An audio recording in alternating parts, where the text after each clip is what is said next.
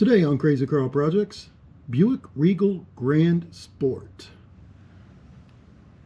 1994. Why would you want one of these things? Well, since we're doing a Krazy Karl-less video today, I'm actually going to go through the Buick Regal Gran Sport a la Hoovie's Garage style a little bit. I guess that means I got to do the kicks, don't it? Well, here. There you go. That's all you get. I don't know about the dumbest automotive channel in all of YouTube, but he is definitely the most athletic. So, this Buick Regal Gran Sport here in this shade of blue that I actually love this, with the pinstriping and the European style luggage rack on the back. Krazy Karl has owned this for years, and we were originally going to actually go over this one. We're going to do the next major repairs on this one, and I'll talk about that here in a little bit. We were going to start on that last weekend, but we had Snowmageddon. And I'll put the images of snow right here to show you how bad it was. These are live images, I swear. Okay. In all seriousness, aside from my bad jokes, going on to the interior, why exactly would you want a Buick Regal Gran Sport? After all, the engine is quite durable, but the transmission is, well, not so much. A couple of things. Number one, you got a lot of room in this actual engine bay here. Number two, the transmissions, although they may not be that durable, they are quite easy to repair, I will say, from what I heard. Of course, I've never repaired one myself, so take that with a grain of salt. But I heard they're more simpler. Somewhere, from someone. I'm sure Krazy Karl will be yelling at me if I'm wrong about that.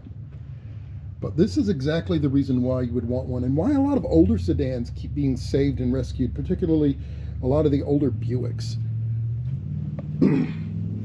If you hear Car Wizard talk, for example, he likes to talk up the LaCrosses and those older Buicks there from the aughts. Of course, this one is older than them, but the LaCrosses and things, he talks about them a lot. And there's a reason for that. These things are just comfortable. I understand wanting sporty performance, but you also want to enjoy the ride. And that's part of the reason why a lot of people choose these type of vehicles. Yes, it's got the plastic wood trim built from the best plastic trees that GM could farm in the 90s. It's got GM 90s leather, which means sometimes you're going to run into little things like this. But it also has just extreme comfort. I feel like I am in a lazy boy right now. And after you've been on your feet for 9 or 10 hours and you're running around all day, or you're sitting in that office chair and you're dealing with stress after stress after stress, I need this report, blah, blah, blah, blah, blah, blah. You're supposed to be down at this site an hour ago, blah, blah, blah, blah. All that mess. You sit down into a vehicle like this and it's just, turn on your stereo, your tape player, which always has a bit of nostalgia factor for me, and just cruise down the road listening to, I don't know, Dire Straits or something. I don't know what sort of stuff he's got in here. Bluetooth adapter. That's what he's got in here. Listening to whatever is on your phone through a tape deck. But that's the reason why a lot of people get these types of vehicles, though. It's the same reason why a lot of people buy SUVs. It's not because they have a lot of stuff they need to store or tow. It's because it's a more comfortable ride to ride around in that crossover or that small SUV, that Ford Escape or whatever you have, than it is to get inside a more expensive BMW with all the fancy suspensions and things that's going to make you feel every pebble in the street. So this particular one, yeah, I got the best actual wood grain interiors here again.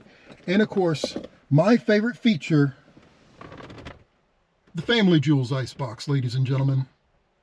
That's right, we've got the groin chiller. It is back, of course, both sides. Down here somewhere, I promise it's down here. You just can't see it. Maybe you did see it, I don't know. But that is my favorite feature of this thing, to be quite honest with you. These seats, these absolutely, probably some of the most comfiest seats out there right now, and that chiller. Perhaps we should do a top 5 most comfiest vehicle seats of all time. That might be a good video. So here's your lights. We don't have no lights, but that's part of the reason why we're actually out in this vehicle and why this vehicle is going to be up next on the docket.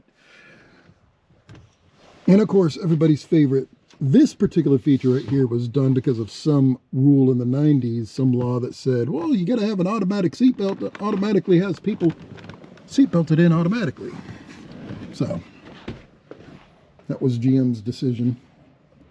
I'm not sure it was smart to put it on the door there. I think the idea was you can just leave it buckled in and then open the door. Let's try that. See if that works. I may leave it this way and just see Carl yell at me later. Yeah.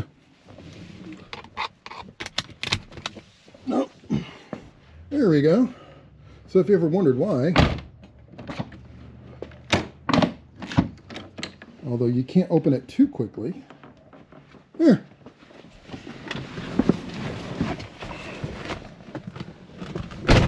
Now I'm seatbelted in already, and I didn't have to go through the motion of buckling it. So if you're super duper lazy, there you go. That's exactly what you need to do. This is a car for you. If you don't like buckling your seatbelt, this is literally the car series for you. I am just going to leave that like that. I'm not going to tell him a thing. Yeah, let's see what he does. But if you're asking yourself, what if the door flies open? Well, you should ask 90s GM that too, because they did not think of that either. So, but this is exactly why this is going to be up next in the docket. You can see we've already got part of it disassembled there. The beauty cover, as it's been called by some people there. And we got the alternator is going to come out. And since alternator is a little difficult to get to, we're going to do a few while you're at it type things here. While we're in there, we're going to replace these tubes and these hoses and this belt and yada, yada, yada. Carl will go through that in the next video, everything that he's going to be doing. But that's exactly why the hood is up. That's exactly why I didn't turn it on and let the engine run. And that's exactly why this vehicle is up next on the docket. Because this is an actual beautiful, comfortable vehicle. It's not going to be the fastest on the road, but just because you have a sedan doesn't mean you want the fastest on the road. Sometimes you want good power, and you want good, decent acceleration, and you want comfort. I think that's one of the things that vehicle manufacturers have forgotten, that a lot of sedan buyers, myself included, they enjoy to be comfortable. We don't want these fancy perfume smellers that make our farts smell like flowers. I don't care about that. I just want something that I sit in and I can go, at the end of my day. That's why SUVs sell so well, in my opinion. That's just my opinion, though. But that's exactly what we got going on. This is going to be the next few projects that we got going up here. And hopefully you have Krazy Karl back. He's been away for the past few days. He's out. If you're wondering why we have a Karl's video, he is actually doing his main job right now. So this is going to be the next thing that he does, but his main job has him away on business, doing meetings and yada, yada, yada, blah, blah, blah. Non-car related stuff. So hope you enjoy. Hope you stick around for the next few videos for this. And if you did enjoy this video and you want to see more, please give us a like. and maybe share it with some people. That'll help us out.